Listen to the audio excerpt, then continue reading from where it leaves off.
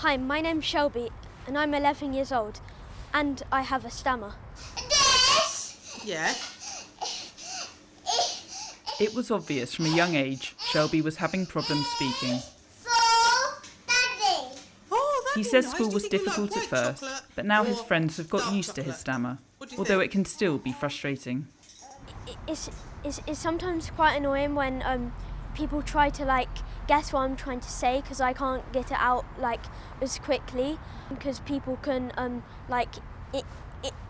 interrupt you without not even knowing, because they don't know that you're about to speak. This is me when I was 25, trying to say my name. Could you tell me your name, please? Felicity Baker.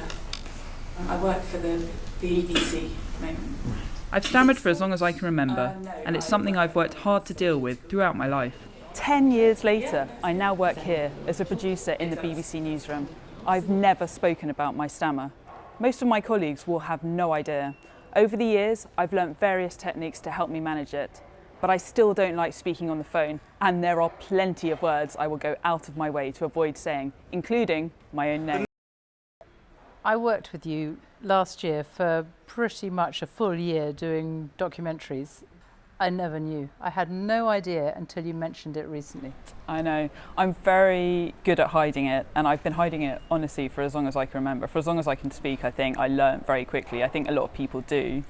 And I want to appear fluent, and I've spent so long kind of trying to appear fluent that I just avoid words and situations, and so to the point where I cover it up very, very effectively, apparently, because not many people here did know. I'm trying to think of the best way to describe it, and I feel like quite a good thing is the image of a swan across the lake, and you kind of, I know I appear like I'm not stammering now, but underneath the surface there's kind of this mad peddling. You know, I'm thinking as I'm speaking to you, I'm thinking, you know, how I'm going to avoid difficult words, difficult sounds. I know the sounds that I find hard to say, and so I don't tend to use them in my vocabulary. I've learned over the years not to use them.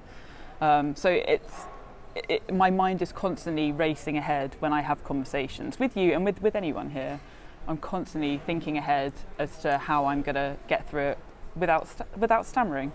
My name is quite a difficult sound. I find hard letters, so, but let's begin with B. My surname is quite a hard word for me to say. If someone says to me, "What's your name?" that's where if the pressure's put on me to say it, that's when I find it really hard to get the words out.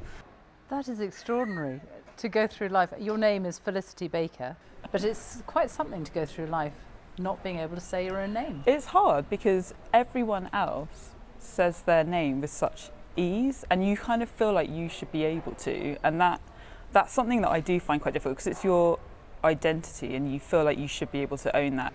And I know you can say your name. Will you say it? I can, I just have to breathe. Okay. Felicity Baker.